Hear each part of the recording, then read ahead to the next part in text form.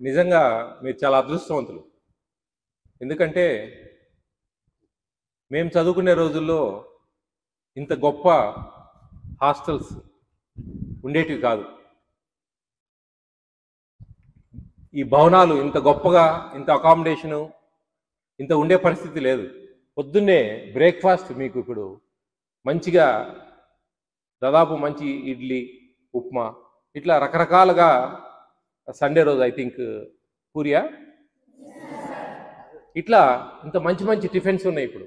ఈరోజు ప్రతి వారం twice chicken, everyday egg, snacks, milk, ఇట్లా ఇంత గొప్ప మెనూతో మనము హ్యాపీగా ఉన్నాం.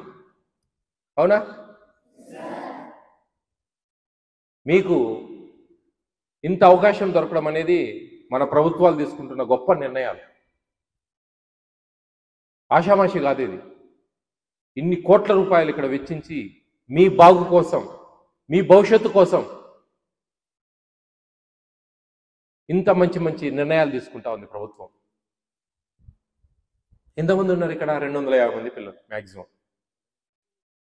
286. Next year intermediate first year వస్తుంది, సెకండ్ ఇయర్ వస్తుంది. మ్యాక్సిమం అంటే భవిష్యత్తులో కూడా 400-500 అవుతుంది చెప్తున్నా. ఇంతమంది కోసం చూసారా? అందుకే మనం చెప్పేది ఏంటంటే ఇంత అవకాశాన్ని మీరు అందిపుచ్చుకోవాలి. ఏదో టైంపాస్ చేయడం, మన టీచర్స్ చెప్పినట్టు సరిగా వినకపోవడం, చదువుకోకపోవడం, ఇవన్నీ కూడా మీ జీవితాలను మీరు వెనక్కి లాగుతా ఉన్నట్టే లెక్క. అలా కాదు, అందిపుచ్చుకోవాలి దాన్ని అందిపుచ్చుకొని మీరు మీ భవిష్యత్తుకు బంగారు బాటలు వేసుకుంటే మీ లైఫ్ బాగుంటుంది. ఫర్ ఎగ్జాంపుల్, మీ అమ్మా నాన్నలు ఎంతో చిన్న చిన్న జీవితాలు, చిన్న చిన్న పనులకు వెళ్ళడం, చిన్న చిన్న రైతాంగము, ఇలా ఉంటారు. అవునా? ఈ 10th క్లాస్ 9th క్లాస్ చదివే పిల్లలను కూడా పనికి తీసుకెళ్తే ఒక 200-300 రోజుకి ఇస్తారు. అలా కాదు, మా పిల్లలు చదువుకోవాలా, చదువుకొని వాళ్ళ భవిష్యత్తు బాగుండాలా, రేపు మమ్మల్ని వాళ్ళు మంచిగా చూసుకోవాలా, వాళ్ళు భవిష్యత్తులో మాలాగా ఇబ్బంది పడకూడదు అనే ఒక మంచి దృక్పథంతో వాళ్ళు మిమ్మల్ని ఇక్కడ చదివిస్తూ ఉన్నారు. అర్థమవుతుందా మీకు? ఈ అవకాశాన్ని మీరు అందిపుచ్చుకుంటారా? మంచిగా చదువుకుంటారా? మంచి గ్రేడ్లో పాస్ కావాలా 10th క్లాస్, మంచి సిబిఎస్ఈ సిలబస్, ఇక్కడ మంచి కాంపిటేటివ్ వరల్డ్లోకి వెళ్ళిపోతారు మీరు ఆఫ్టర్ 5 years 10th క్లాస్ అయిపోయిన పిల్లలు. ఈ భారతదేశం చాలా పెద్దది, ఎన్నో అవకాశాలు ఉన్నాయి. అన్నిటికీ మూలం చదువు. ఆ చదువు నెగ్లెక్ట్ చేసినారంటే అంధకారం మీ జీవితాలు. అవన్నీ జాగ్రత్తగా దృష్టిలో పెట్టుకోండి. ఇక్కడ మంచి అకామిడేషన్ ఉంది, మంచి భోజనాలు ఇస్తూ ఉన్నారు, మంచి ఫ్యాకల్టీస్ ఉన్నారు.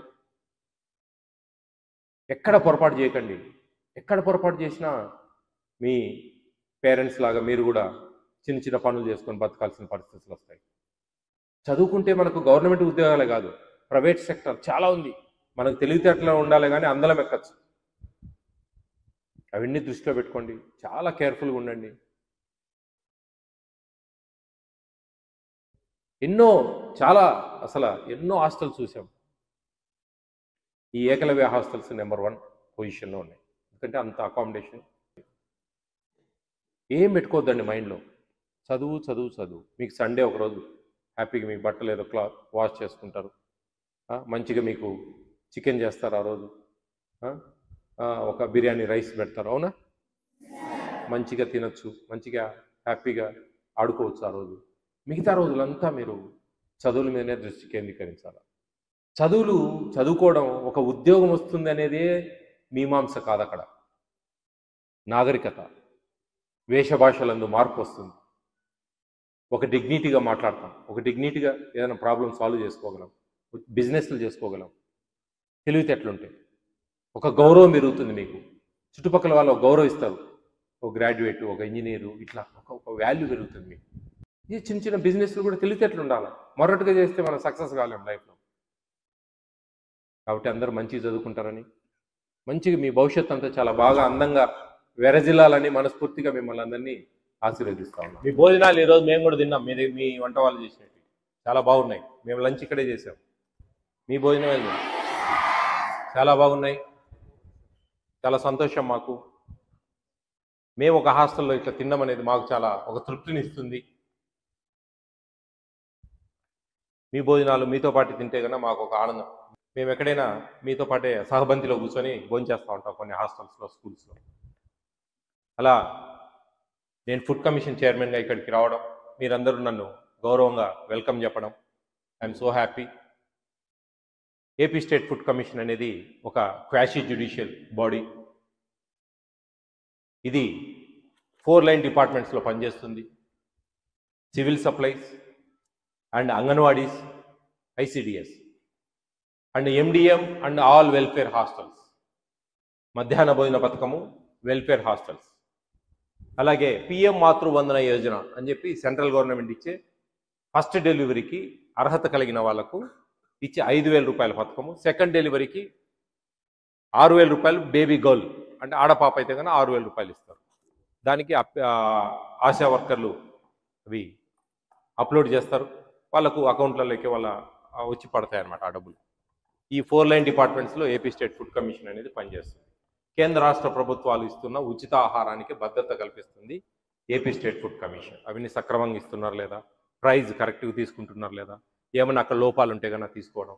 అలాగే ఇక్కడ ఒక వాట్సాప్ నెంబర్ క్రియేట్ చేశాం. ఆ వాట్సాప్ నెంబర్కు కంప్లైంట్స్, కొన్ని అవకాశాలుండి వీడియోగ్రాఫ్స్తో కంప్లైంట్స్ వస్తే కన్నా మాకు చాలా ఈజీగా ఉంటుంది. ఇట్లా కంప్లైంట్స్, అల్లూరు సీతారాముల జిల్లా కంప్లైంట్స్ ఇవన్నీ ఇలా తీసుకొని మేము ఆ ఏరియాస్కి పోయి ఇలా వస్తాయన్నమాట. మాకు దాదాపు ఇట్లా 4 నెలలకు, 5 నెలలకు, 6 నెలలకు నేను, మా మెంబర్స్ ఉన్నారు 5 మంది, వాళ్ళు ఇలా ఈ కంప్లైంట్స్ అన్నీ తీసుకొని వస్తాం. ఇవన్నీ కూడా అవి చూసి, ఎందుకంటే ప్రజలకు ఒక భరోసా, ప్రజలకు ఒక నమ్మకం. ఏపీ స్టేట్ అంతా తిరిగి చేయడం జరిగింది.